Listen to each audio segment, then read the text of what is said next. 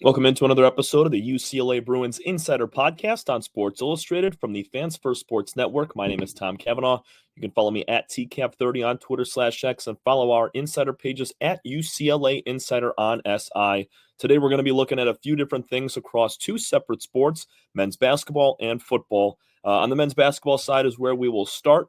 One key college analyst made a latest Big Ten men's basketball power rankings, and as the Bruins at the top, we'll break that down in a minute. And then also on the football field, the newest hire, offensive coordinator Tino Sunseri, he's got a deep-rooted relationship with head coach Deshaun Foster, and there is no surprise why they decided on Tino to become the new head man of the offense for the Bruins. First, we'll start with Andy Katz, college basketball insider analyst. He dropped a latest power rankings around the Big Ten and has UCLA at number one. It goes UCLA, Oregon, Purdue, Illinois, Indiana, Michigan State, Michigan, Wisconsin, Penn State, and Maryland to round out the top 10. He must have been really impressed with what UCLA was able to do against Oregon. And that's a big reason why Oregon is not number one and the Bruins aren't 3, 4, or 5. UCLA put on a show. I know they crumbled late in the game, letting up a 10-2 run, letting Oregon back in the game, giving them a 1-point lead before the bank shot game winner from Dylan Andrews. But right now, UCLA is the team to beat in the conference. They're 2-0 right now, very, very strong. Showing against Washington with a double-digit win. They get over the hump on the road in a hostile environment, and especially in the Big Ten. I mean, being able to go into some of these environments and get it done on the road early in the year. I mean, we have not gotten into true Big Ten time. Each team right now is playing about 1 to 2, maybe 3 Big Ten games currently, and then they're going to take the Christmas break time off to play some non-conference games. Some being some lower level teams. Other times, if you're the Bruins, you're going to be playing teams like Arizona, North Carolina, and Gonzaga.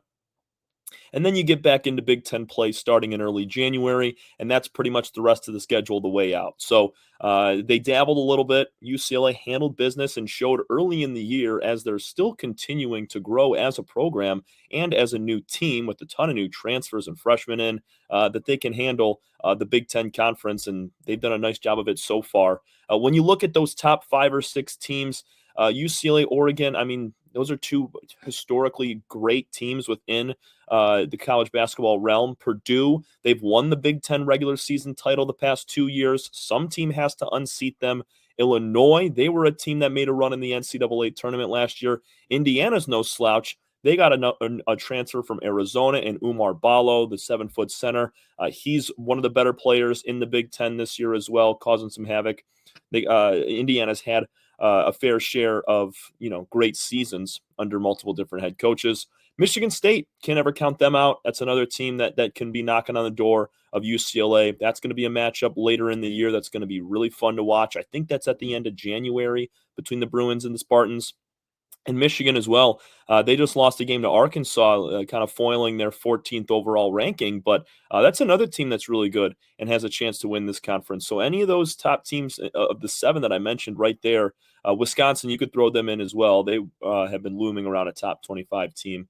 I mean, the Big Ten's stacked. Every single team I mentioned has been or will be ranked at some point during this season. And for Cats to put the Bruins up at number 1 there speaks a lot to what Mick Cronin's doing with this team and what they have shown early on in the conference. Next, we're going to switch over to football. This is just a small little nugget. Not going to spend a ton of time on it, but something really cool that kind of led to Tino Sunseri becoming the offensive coordinator of this Bruins football team. So earlier this week, Tino, obviously he's getting prepped up for Indiana's battle in the college football playoff, considering he's still their quarterbacks and co-offensive coordinator. But he got into Westwood, and he was able to introduce himself to the team and spoke. And UCLA football actually released a small tidbit, 30 seconds of the video, and it talked about, or it had Sunseri talking about how much respect he has for the program, how much respect he has for head coach Deshaun Foster. And a big reason for that is because those two used to be in the same NFL locker room or the same building when Sunseri was just a kid, sitting around 12 to 13 years old. And the reason being is Tino's father, Sal Sunseri, longtime NFL coach. He's coached at the collegiate and the NFL levels. Sal was the defensive line coach of the Panthers from 2002 until 2008. Guess who was there at that same time as a running back? Deshaun Foster. He was there from 02 until 07.